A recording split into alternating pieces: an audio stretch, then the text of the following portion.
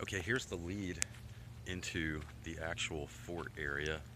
It's beautiful. This is where the trail kind of brings up to it. It's got this kind of grassy area. The sun's just beautiful.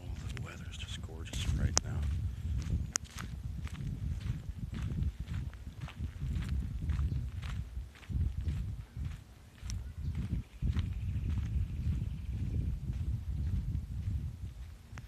Here I'm gonna flip it around so you can see what I'm walking into. How about that?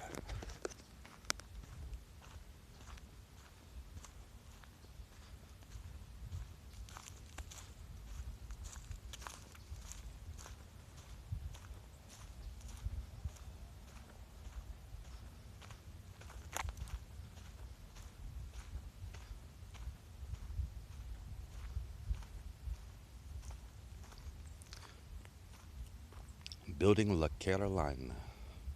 Measuring a piece of ground in the shape of a triangle, the colonists laid out their fort and settlement.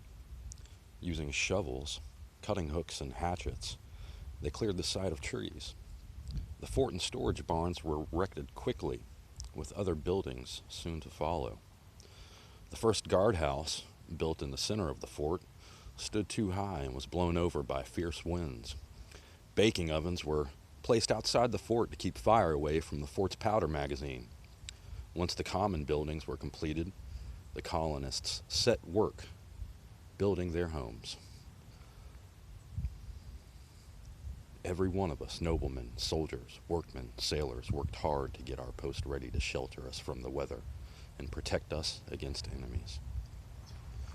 The original size and exact placement of the colony and fort are still a mystery to historians. In 1964, 400 years after the establishment of La Caroline, the fort you see before you was built by the National Park Service. It is not a reconstruction of the original. It is based on educated guesswork and serves only to bring the fort story alive. So here we go. What is this thing? Building a village in the wilderness. Joy was in the air. After 7 French ships arrived with fresh supplies and men, women, and children in August 1565, the colonists went to work completing their village outside the fort. Men sawed logs into timbers, framed houses, and thatched roofs. Women roasted pigs and goats, made stews, baked bread, wove cloth, cared for children. Little did the colonists know, however, that troubles and tragedy were brewing. The Huguenot colonists made wine from local muscadine grapes, shown in this illustration by Jacques Lemoyne de Morges, a map maker and artist who accompanied the mission. I think this is all an oven. This is an old oven. Looks like it. Oven. Here, let's walk into the gates. It's got a little moat. It's got a little moat here.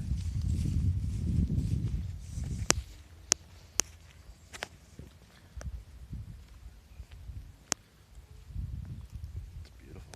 Right here on the river. Ooh, that sun is shining. I can't see a thing. Maybe I'll be able to see it back in the playback.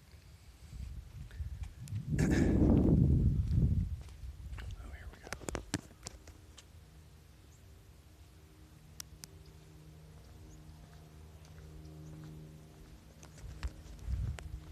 Through the gates. And we are at the first signpost, and it says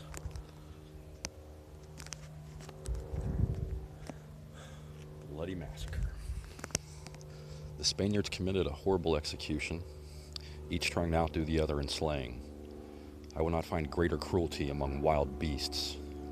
Nicolas Leschalot, La Caroline Carpenter.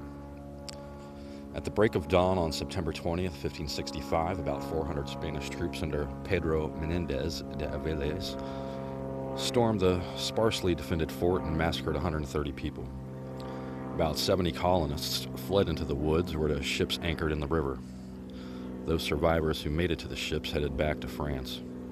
On September 23rd, Menendez left most of his soldiers behind to hold the fort, and with only 50 men rushed back to defend his newly settled colony of St. Augustine.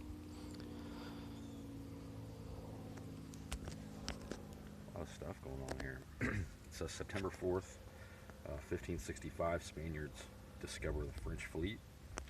Pedro Menendez forces 4 of Jean Ribault's French ships to flee from the mouth of the St. Johns River before all of the fresh supplies are unloaded.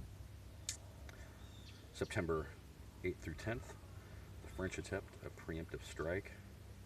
Jean Ribault and about 500 French soldiers sail, hoping to confront the Spaniards. Sandbars stop them opposite St. Augustine. Winds drive them farther south. Have to take a drive to St. Augustine. September 16th through 19th, Spaniards march north. Pedro Menendez, realizing La Carolina is virtually defenseless, and his soldiers march 38 miles north to attack the French colony. Awesome.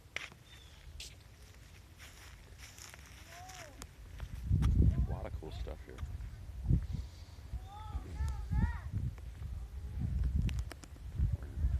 Check out the major view here. We'll go to the point of the triangle.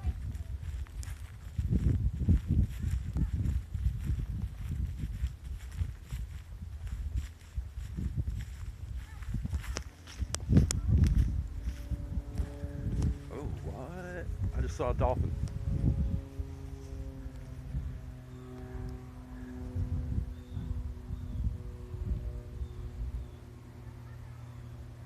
There it is. There's a dolphin. I don't know if y'all got that back there. There's a dolphin. It's beautiful out here today. It's gorgeous.